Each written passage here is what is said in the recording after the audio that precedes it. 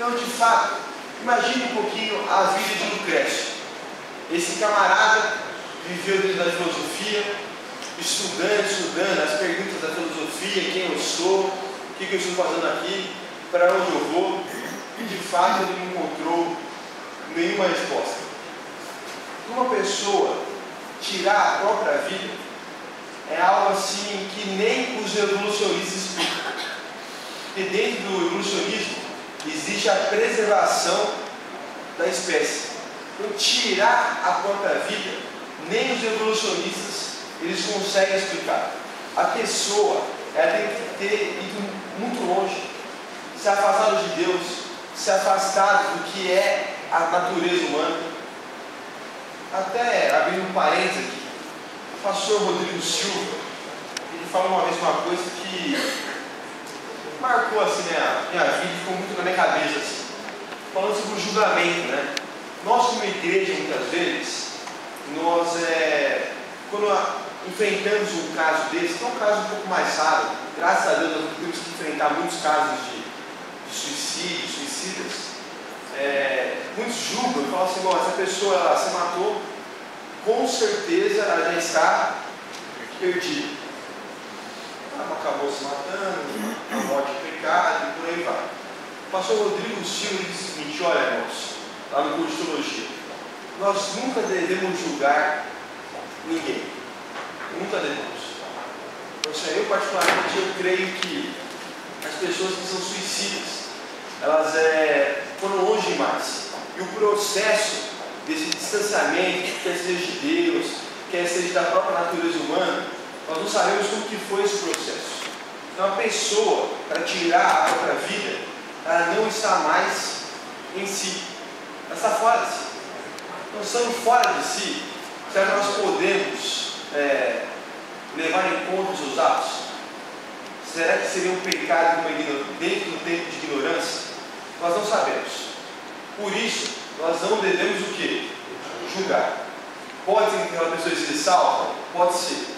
Pode ser que ela esteja perdida? Também pode ser. Pode ser que algum suicida vá para o céu? Pode. Pode ser que algum suicida se perca? Pode também. Nós não devemos julgar. Isso pertence só a Deus. Pode falar, Osmar. Pastor Mateus, o pastor Bulhon, quem você citou aí,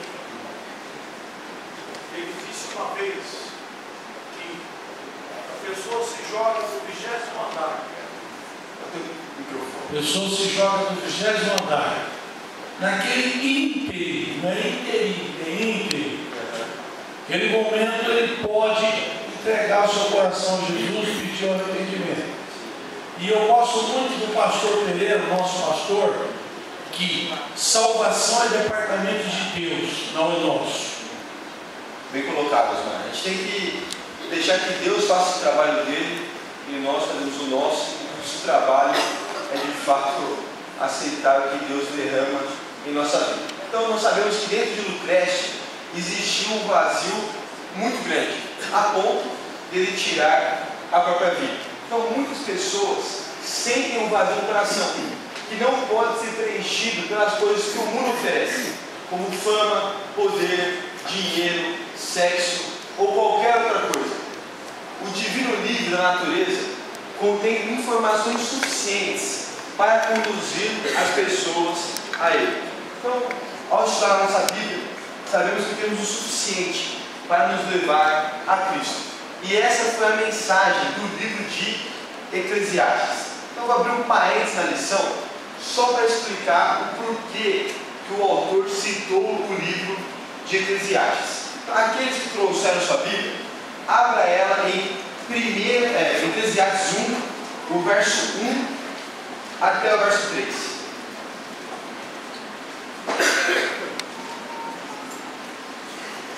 Eclesiastes 1, o verso 1 até o verso 3. O livro de Eclesiastes ele é um livro fantástico, fantástico. Um dos livros mais lindos e poéticos da Bíblia.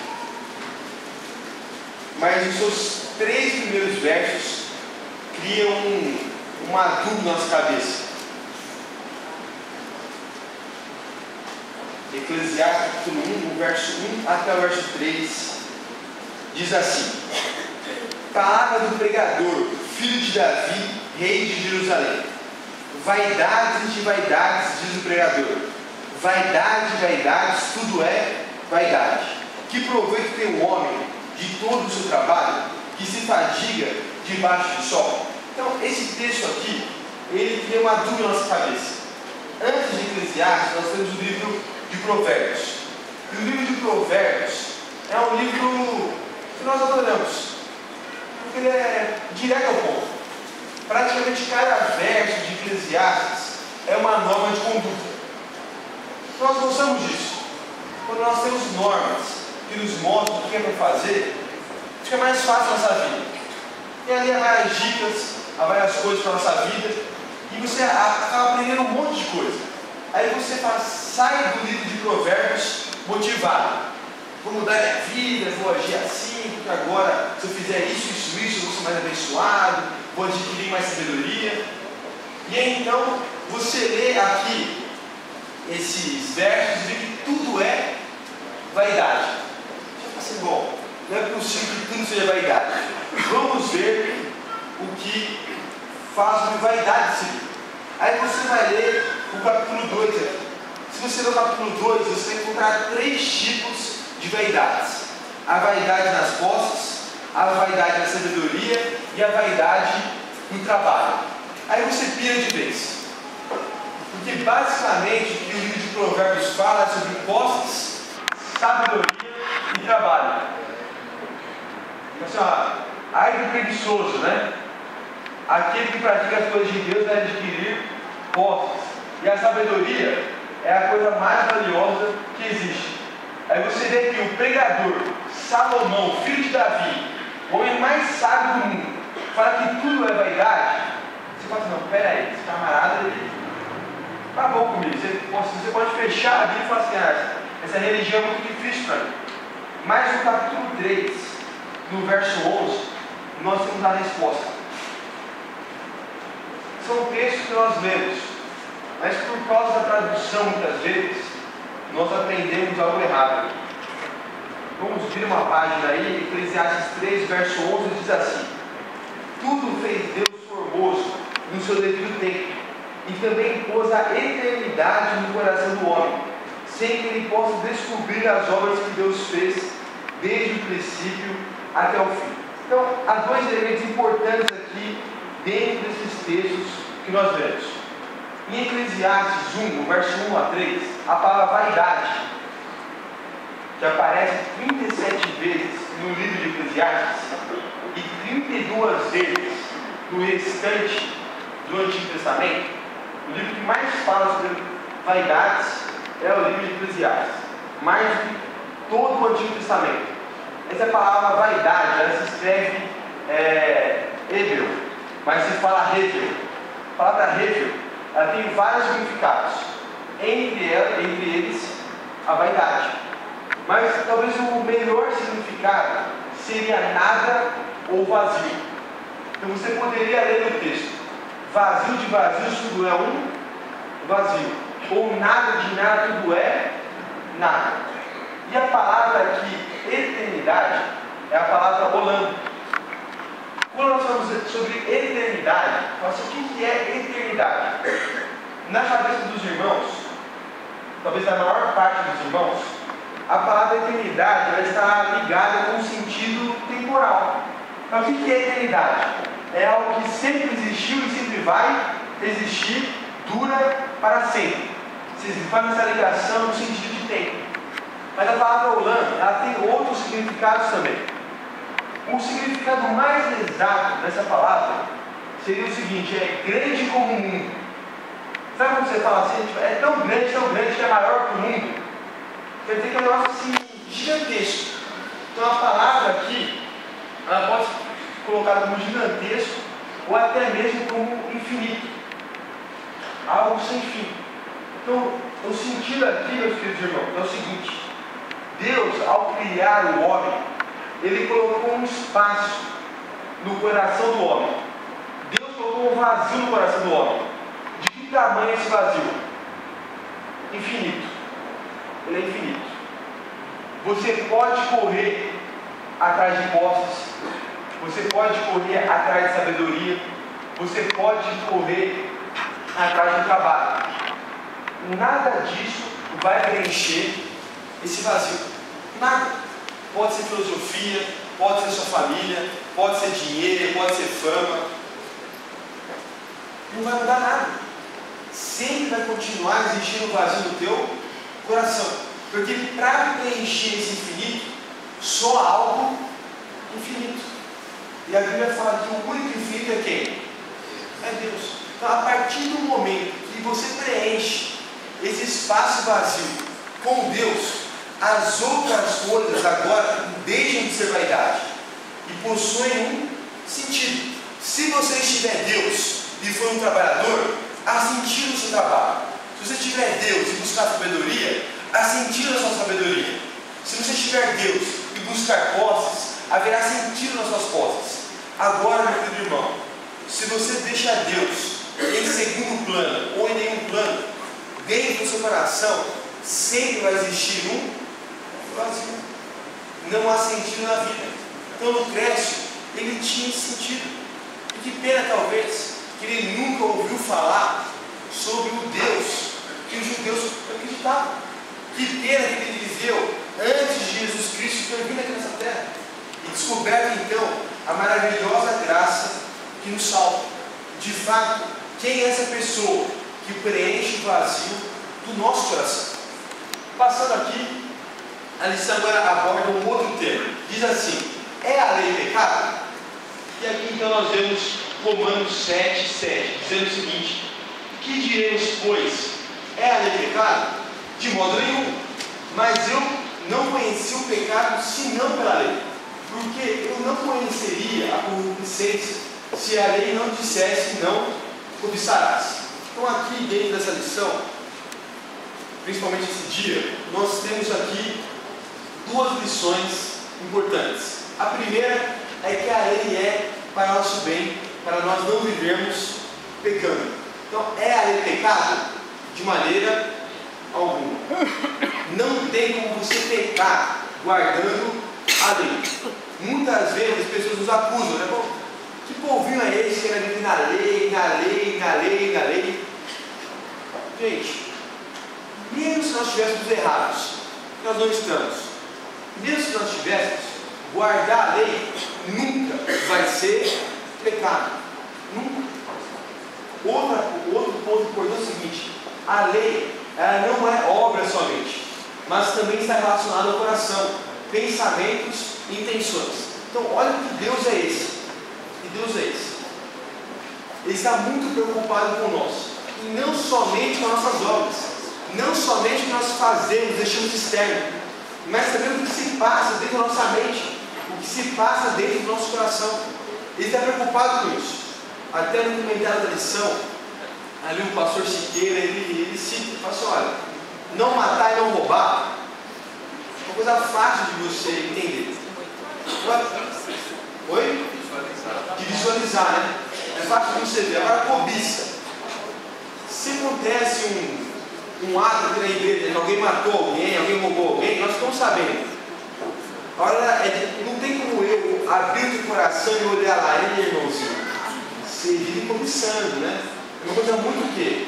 Secreta. Uma coisa aí, é só você e Deus. Diga, Paulinho. Gostei do comentário do pastor Siqueira, que ele falou que Deus... Pode faz um minuto, deixa eu chamar o microfone para você. Cadê você?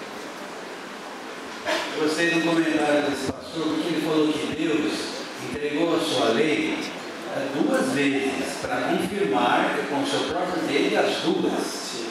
E ele não entregou na terra prometida, ele entregou no deserto, porque o deserto é terra de ninguém. Isso não quer dizer que é para só um povo, é para todo o universo. É uma discussão entre os rabinos, né? Você faz por quê, né? Tivesse dado a lei em Jerusalém, para a gente que ama a nação, né? Teria sido um evento mais marcante. Mas de fato, ele deu a lei ali, porque a lei seria para todos. Temos mais um comentário ali?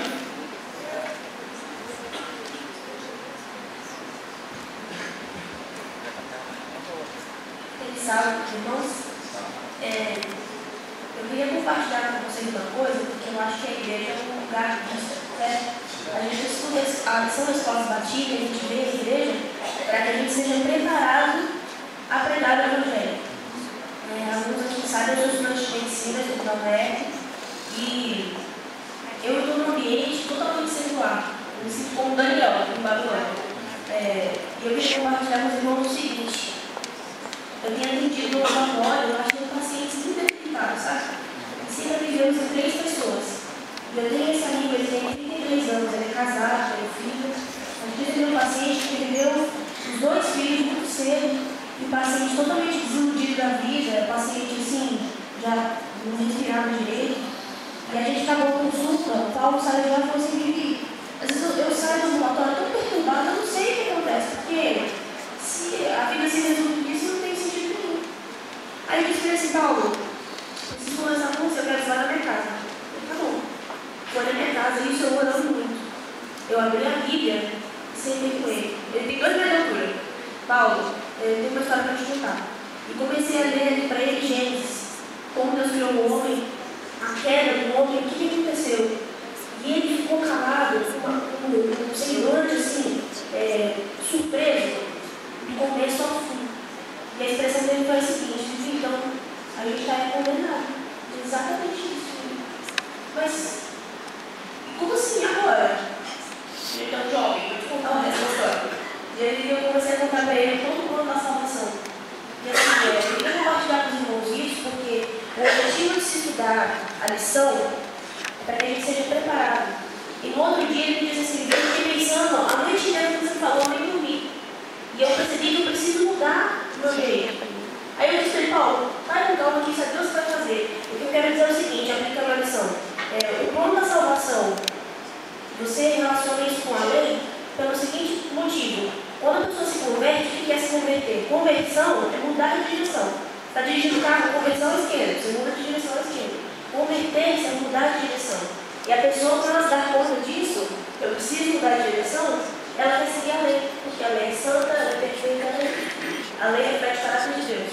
Quis compartilhar isso com os irmãos, porque eu já até queria pedir que vocês orassem, porque eu estou num ambiente que eu sinto que finalmente eu posso pregar. E eu desejo que essa seja a sensação que todos os irmãos sintam, porque você pregar o Evangelho é o motivo de você acordar feliz, é o motivo do cristão ser feliz o tempo inteiro. É isso, igreja. Muito bem colocado. A gente, como igreja, estudamos a lição muitas vezes, né? E essa lição desse trimestre, ela até tratou alguns temas assim, bem polêmicos quantas vezes. Porque nós, como membros, eu falei isso aqui algumas vezes, nós deixamos algumas vezes de estudar a Bíblia, estudar a lição e por aí vai, e alguns dos temas e textos mais polêmicos, nós nos esquecemos como explicar eles.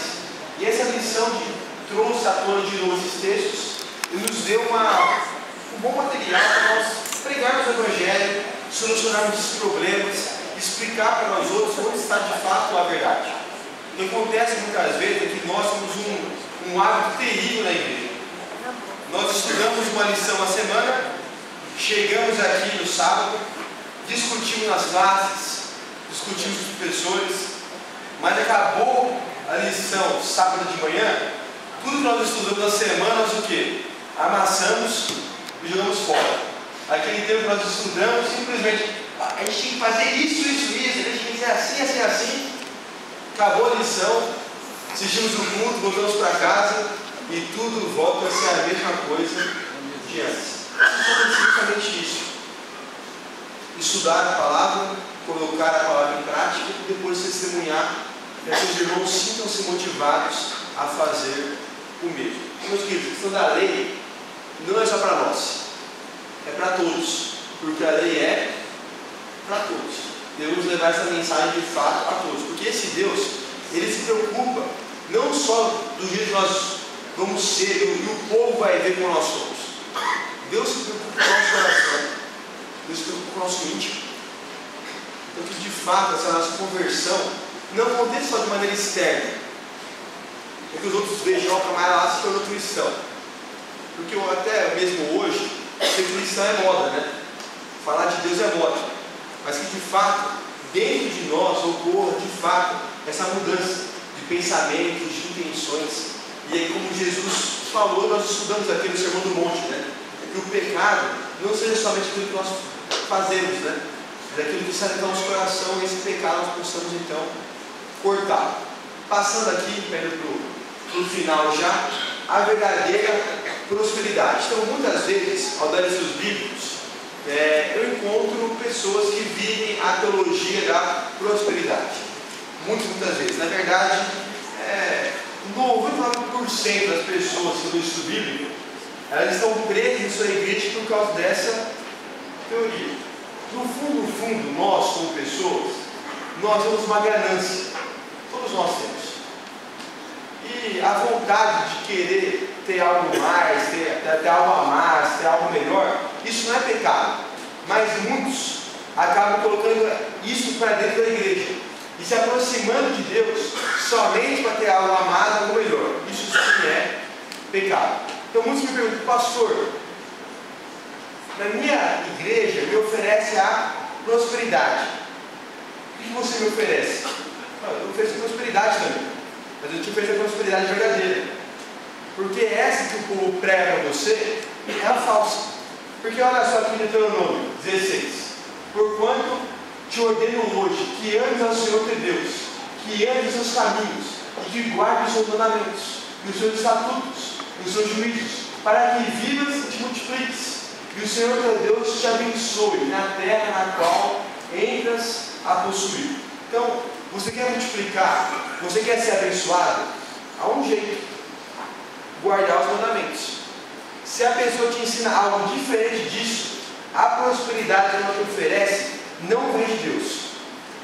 Ela não vai vir, e se vir, não é de Deus. Uma é temporal e a outra é eterna. Justamente, uma é temporal e a outra é eterna. Assim, Deus, claro que Deus, deixa eu corrigir a minha fala. É claro que Deus, em termos de ignorância, Deus abençoa todas as nações, abençoa todas as pessoas. Mas, meus queridos, existe uma diferença muito grande entre você ser ignorante e você se fazer de ignorante. Se você tem a Bíblia, e não estuda ela, e segue o pensamento de outras pessoas, você se faz de ignorante. Você se faz de ignorante. Você ser ignorante é o seguinte: eu não sei ler, não sei fazer nada, eu não tenho a Bíblia em casa, eu nasci num país onde não se fala de Jesus. Você nasceu, você vive na ignorância. Nossos índios aqui, né? Antes de chegar os portugueses, era somente o quê? Ignorância. É por isso que a Ellen White ainda fala, né, que no céu tem pessoas que nunca ouviram o nome de Jesus Cristo. Porque Deus não leva em conta o tempo de ignorância. Diga. Mas mesmo assim, Romanos, vários não comentam, Romanos 1 fala que Deus se revela através da natureza para que nenhum possa ser desculpado. Verdade. Possa ver, na forma das leis de Deus Pai. Existe um Criador, não pode nem conhecer a fundo, né? Aqui o Gustavo colocou uma coisa muito correta dentro da revelação. Sabemos que existem dois tipos de revelação: a especial e a geral. A especial é a Bíblia, e a geral é a natureza. Então, pela geral, nós podemos aprender que existe um Deus criador. Mas compreender o plano da salvação é algo impossível. É lógico que Deus, dentro dessa natureza, dentro da própria moral, nós sabemos que está dentro das questões da lei da natureza, nós sabemos que matar é errado, que roubar é errado. Então, a pessoa vivendo dentro desses princípios, com certeza também ela será salva. O Osmar e Valdir, e depois eu avanço para o último slide aqui. Só fazer um comentário desse, avanço para o último e nós encerramos. Tia, se eu passar 5 minutinhos, sem problema não? Tia, eu passo Senhor Mateus, aqui tem uma coisa que eu pensei que o senhor ia abordar. Diga. Nenhuma nação na terra cumpriu a vontade de Deus. Eu vou abordar isso sim. Mesmo na história recente, nações que professam ser cristãos têm representado mal a causa de Deus com guerras, preconceitos e opressão. Esse é o próximo slide, eu vou abordar um pouquinho sobre isso. Ótimo. muito importante. Eu vou adiantar assim bem rápido. Como é que eu justifico os perante o não cristão? Certo. Um budista, um muçulmano e assim por diante. Certo.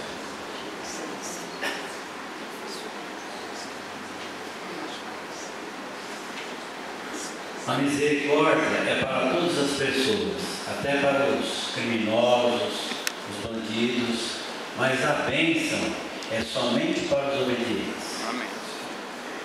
Então, só dizendo aqui bem rapidinho. Muitas vezes quando eu vou na casa de um irmão, e assim, irmãos, me perdoem, você bem chato, não dá palavra para ninguém mais. Vou falar rapidinho aqui, para nós terminarmos no tempo. Então, dizendo aqui só nesses slides, diz o seguinte: como seria o mundo se todos guardassem os mandamentos? E muitas vezes nós vamos no anjo bíblico, nós vamos do sábado, mas como que seria o mundo se todo mundo guardasse o sábado? Não ia haver aí o transporte, como que ia haver essas questões públicas, né? Como que funcionaria? E as próprias pessoas eles falam assim: bom, de fato, se todo mundo guardasse o sábado, o mundo seria perfeito, seria uma bênção. E seria mesmo. Então, naturalmente, a pessoa reconhece que guardando a lei de Deus, a vida dela, o mundo se torna o quê? Uma bênção. Só que olha que contradição, né? A pessoa fala, é uma bênção guardar os mandamentos, mas não guarda, ou vê dificuldade de guardar. Então devemos tomar cuidado com isso. Se as pessoas falarem assim, como seria o mundo se todos guardassem os mandamentos? Faça ela refletir nisso. Com certeza o mundo seria melhor, sem morte, sem violência, adultério, sem cobiça, todos adorando o mesmo Deus, todos respeitando uns aos outros. Passando aqui. Então, falando rapidinho sobre a questão das nações, estava vendo o que o Osmar disse. Então, só para encurtar aqui, a lição, ela dá uma ideia que nenhuma nação nunca conseguiu guardar os mandamentos, não conseguiu guardar a lei de Deus. Isso é parcialmente correto. Israel como todo, de fato, várias vezes pecou contra Deus. Várias vezes. Mas dentro da nação sempre existiu um povo que remanescente, como Daniel, como Elias e vários outros. Um povo como nação não conseguiu. Isso está certo. Mas sempre existiu um remanescente. Devemos tomar cuidado com isso. Porque o pessoal fala muito assim, se o povo não conseguiu, nós também não vamos o quê? Conseguir. Sempre existiu um povo remanescente que conseguiu. Sempre. E se você ler, estudar a teologia do remanescente do tempo e do fim, você sabe, existe um povo que tem o quê? Guarda os mandamentos e a fé em Jesus, o testemunho de Jesus. Jesus é um povo perseverante. E a perseverança é essa. Não pode até morrer, mas vai permanecer fiel a Deus. Então sabe, haverá uma fecundidura e esse povo será o quê? Separado. O que é remanescente vai para a direita e o que não é remanescente, os perdidos, vai para a esquerda. Então, como nação, nunca guardou, mas no tempo do fim haverá um povo que vai guardar tudo. E o texto de Romanos ali citado não é um texto que tem a ver com isso. Infelizmente o autor colocou um texto fora do contexto. Quando nós vemos Romanos 3, diz assim: todos pecaram e destituídos estão da glória de Deus. É um texto relacionado ao nascimento e não a nossa prática de pecado. Todos nós fugimos da glória de Deus, nascemos em pecado. Não tem nada a ver com os atos dos pecados. E aqui então o último texto, uma experiência que salvaria Lucrécio. Nós sabemos que dentro da nossa vida temos momentos de lutas e de dores, mesmo sendo adventistas, sendo cristãos, mesmo tendo um momento gostoso assim, irmãos de mesma fé, dividimos o amor, todos nós aqui vamos ter problemas. E há um texto que eu gosto demais, que é o texto de 1 Coríntios 15, 19, que diz assim: se a nossa esperança em Cristo se limita apenas a essa vida, somos os mais infelizes de todos os homens. Meus queridos, se nós aceitamos a Cristo só para ter algo temporal aqui, né? Só para ter a bênção aqui na terra, vamos ser abençoados, mas vamos ser os mais infelizes de todos os homens. Precisamos nos abraçar a esperança que Cristo vai voltar a essa terra e vai nos levar a um lugar